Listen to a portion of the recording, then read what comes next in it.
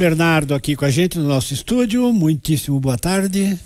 Boa tarde, Sardenberg. Boa tarde, Cássia. Boa tarde, ouvinte. Só um minutinho aqui, Bernardo. Peraí que a gente vai arrumar o seu microfone agora sim. Boa tarde. Boa tarde, Cássia, Sardenberg. Boa tarde, ouvintes da CBN. Bernardo, a eleição em São Paulo adquiriu... Bom, sempre é importante a eleição no município de São Paulo, né? E, por outro lado, nós temos... Mas desta eleição em particular acabaram acontecendo fatores que tornam essa eleição única, né? E você vai nos falar sobre as estratégias que estão em jogo nesta reta final aqui do primeiro turno, Bernardo. Pois é, Sardenberg, é a eleição mais importante porque a cidade mais importante, né, mais populosa, mais rica do país. O orçamento da Prefeitura de São Paulo é o terceiro orçamento do Brasil. Só perde para o orçamento do governo federal e do governo do estado de São Paulo.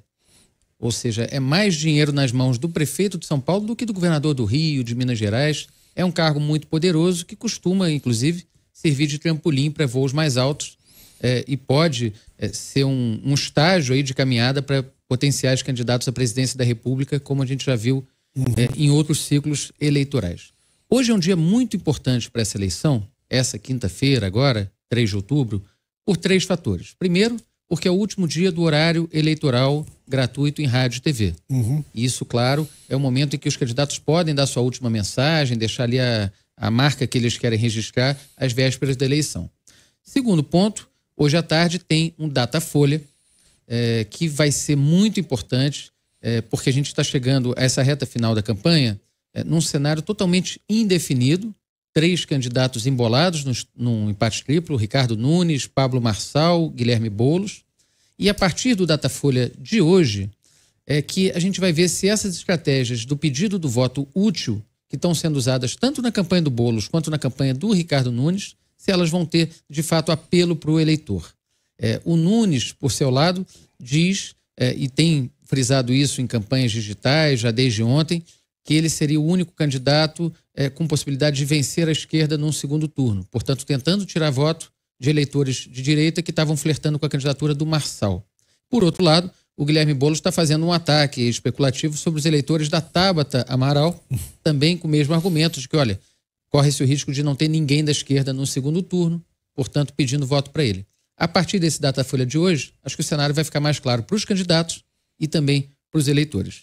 E o terceiro ponto, muito importante dessa quinta-feira, é o debate da TV Globo. A partir das 10 horas da noite vai ser o último encontro, o confronto direto entre os candidatos. Tradicionalmente é o debate com maior audiência. Portanto, numa disputa tão indefinida, ele pode mexer os ponteiros ali das campanhas. Agora, tanto a campanha do prefeito Nunes quanto do Guilherme Boulos vem enfrentando momentos difíceis aí, uma semana final com mais notícias. No caso do Ricardo Nunes, a grande preocupação é com a migração de bolsonaristas para a campanha do Marçal. A gente lembra que o Ricardo Nunes tem o apoio formal do ex-presidente Bolsonaro.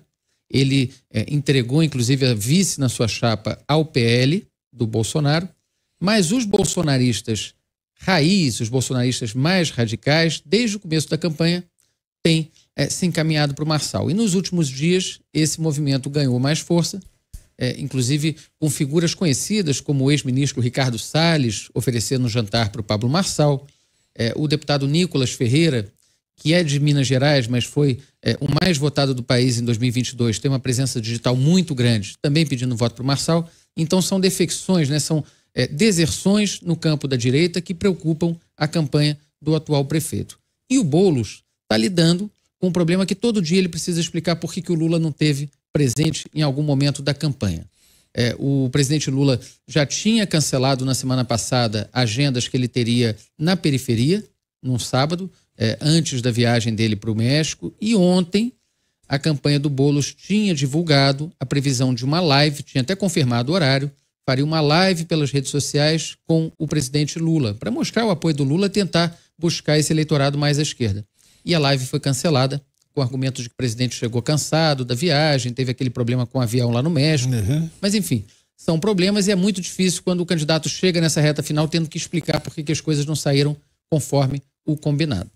E o Marçal, por sua vez, ele está apostando nessa reta final num momento em que acaba a propaganda obrigatória de rádio e TV e a disputa eleitoral fica transferida apenas para a rua e para a rede social. E lá é ele. E lá é ele, quer dizer, na rede social ele tem muito mais seguidores, ele está planejando aí uma série de vídeos, está gravando vídeo aí já desde o começo da semana, está prometendo ondas de mobilização, etc e tal. Enfim, tem muito factoide nisso, a gente sabe que o Marçal trabalha muito com essa coisa de criar uma grande expectativa, de fazer um clima de suspense na eleição, e de fato ele tem conseguido criar fatos relevantes, incontornáveis, inclusive nos debates, mas há uma apreensão das outras campanhas, porque inclusive, além de ter a restrição à propaganda de rádio e TV que acaba hoje, a partir de amanhã também não podem impulsionar conteúdos na internet. Ou seja, as campanhas não vão poder pagar para que aquela foto, aquele vídeo cheguem a mais eleitores. Então o alcance das publicações eleitorais, a partir de amanhã, vai ser só o alcance daqueles seguidores que cada candidato já tem. E o Pablo Marçal, como a gente sabe, tem muito mais seguidor. Ele é um personagem criado nas redes sociais, né? Ele é um influenciador, é um coach, um sujeito que enriqueceu fazendo isso e de certa forma, uma vantagem comparativa que ele vai ter em relação aos outros candidatos. Aí no que apostam o Boulos e o Nunes nesses últimos dias? Poder da capilaridade das suas agendas, das suas coligações. Então, o Boulos, por sua vez, amanhã vai fazer uma série de carreatas, 3 carreatas pela cidade, vai passar o dia inteiro na rua, com os candidatos a vereador do PT, do PSOL, enfim, com a força que a esquerda tem historicamente na periferia de São Paulo. E o Ricardo Nunes também contando com esse verdadeiro exército que ele tem de vereadores, de candidatos à reeleição, para tentar fazer bandeiraços, campanhas de rua até o domingo. Então, vai ser, de certa forma, Sardenberg e Cássia, um confronto entre uma campanha quase 100% digital, que é a campanha do Marçal, e 2 campanhas tradicionais baseadas na militância, na rua, na estrutura, nos vereadores, nos cabos eleitorais, que são as campanhas do Boulos e do Ricardo Nunes. Domingo, a gente vai ter um tiratema do que é mais eficiente em 2024. Tem alguns fenômenos interessantes aí nessa campanha, né? Inclusive, quando a gente pensa nos apoios que os candidatos recebem ou deveriam estar recebendo, se esperava que eles estivessem recebendo aí de padrinhos políticos, em relação ao presidente Lula e o Boulos, houve todas essas desmarcações, agendas que acabaram nos confirmando por uma série de motivos. Sábado, o presidente vai estar com o Boulos na Avenida Paulista, essa é a previsão, pelo menos até aqui. Agora, o ex-presidente Jair Bolsonaro não está participando muito da campanha do Nunes, parece que ele está agindo mais no sentido de dar pito em quem está apoiando o Marçal e deveria estar apoiando o candidato dele. Exatamente, Cássia. O Bolsonaro foi para o Rio de Janeiro, está fazendo lá a campanha do candidato dele, o Alexandre Ramagem, e deixou o Ricardo Nunes para andar com suas próprias pernas. E é preciso dizer também que o Bolsonaro, desde o início dessa campanha de São Paulo, está com um pé em cada canoa. Ora para o Pablo Marçal, ora para o Ricardo Nunes. Parece que ele está esperando para ver quem vai estar na frente, para depois dizer que ele apoiou, né? Uma última coisa, o debate de hoje na Rede Globo, teremos 5 candidatos, é isso? 5 candidatos, Nunes, Boulos, Marçal, Tabata Amaral e José Luiz da Atena. 5 candidatos num ambiente muito restrito, Sardenberg. Isso é mais um sintoma da eleição tão tensa que a gente assistiu em São Paulo. Não vai ter plateia, ao contrário dos debates anteriores da TV Globo, que tradicionalmente reuniam a cúpula das campanhas, jornalistas, cientistas políticos, consultores. Dessa vez vai ser super restrito, super fechado. Apenas um assessor de cada campanha terá acesso ao estúdio e, claro, um clima de grande apreensão devido aos episódios de violência que foram registrados nos debates passados. Essa campanha teve um grau inédito em São Paulo de agressividade, de violência e, claro, todo mundo apreensivo o que vai acontecer nessas últimas horas de pedidos de voto e nesse último debate, o último encontro dos candidatos. E para os ouvintes de São Paulo, no Dial vai ter a transmissão do debate aqui na CBN.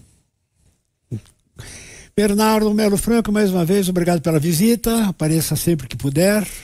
Muito obrigado, gente. E domingo estamos aí também na cobertura ao vivo das eleições, a partir, acho que das 8 horas da noite. Isso aí. Até mais, Bernardo. Obrigada. Da apuração. 8 horas da noite a gente já vai estar sabendo. Obrigado, Bernardo. Até mais. E agora, repórter CBN.